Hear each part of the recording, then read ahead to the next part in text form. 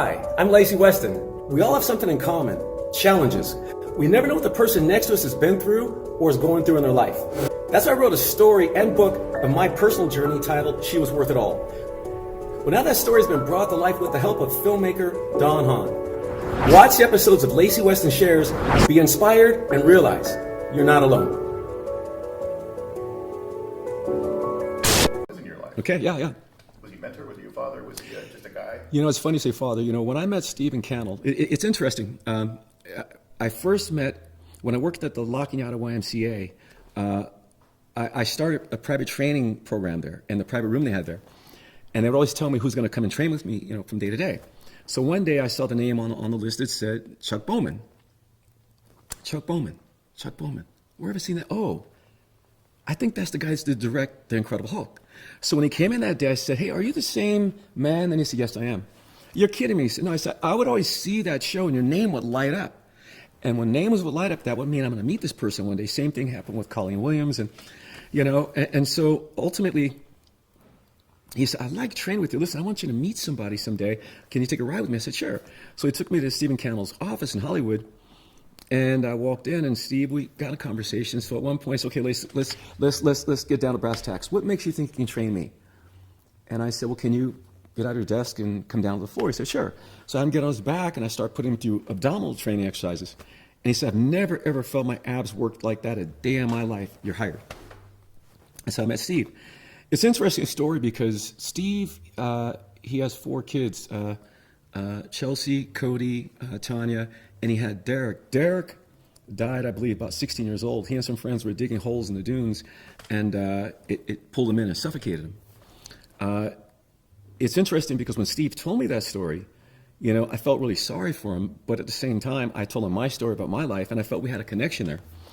And for the first time in my life, outside of my brother Russ, I felt like this man was a strong father figure for me because he looked out for me, but he also, Steve was full of stories.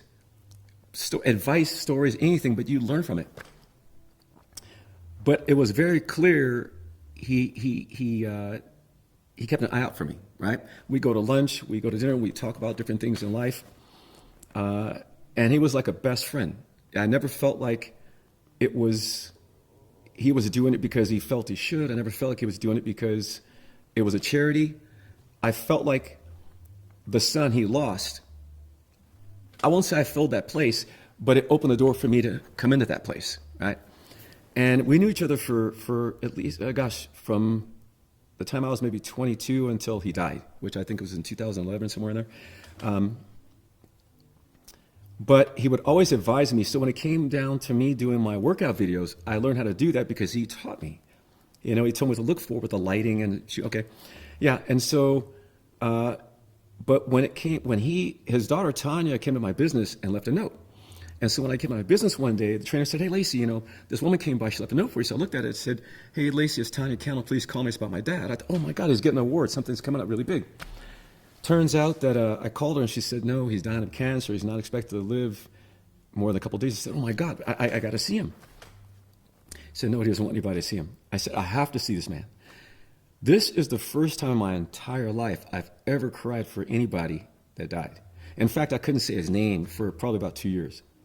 His godson, Rob Bowman, who I still train to this day, I just saw him yesterday, we would meet and I would tell him the stories and I would break out crying. I just could not say Steve's name for long. It was just, and I believe it's because, again, having that connection of a father figure, someone that really cared, someone that really understood where I was coming from and wanted to understand where I was coming from. I wouldn't judge, but he was always, I can call him anytime, day or night. You know, that was powerful, you know. And I know that some of my friends, you know, or people I knew at the time would say, how does that feel that you're this black man, but you look at this white man as your dad? I say, you know what? It's not about the color. It's about the experience, okay? It's about the connection, you know. And when you get beyond the color lines and you understand it's a connection, that's when you live. And this man was that for me. Same as Russi Taylor, who did the voice for Minnie Mouse. Same thing there. You know, she played the part of Fairy Godmother. That's what she was for me. She was, when I met her and the connection we had, it was brilliant. It was, when I sat next to her, It was like I was sitting next to the fairy godmother. And if I needed something, she was happy to do it. That's why I wouldn't ask, you know. But she would offer it. But the connection we had, it was just there. It was just there. Even though she's no longer with us, I still feel it to this very day. Yeah, Really yeah. special. Very special, They yeah. both were really special. I never knew Stephen Cannell. Yeah, yeah. But he was a hero from up mine just because of what he did. That's right, that's right. I hear it. Let's pause just for a second, and I'll email someone just if you're cold. Yeah, please, let's take 5. Yeah, drink. It's great, Lacy, really good. Yeah, right. Yeah, I wish I had met him.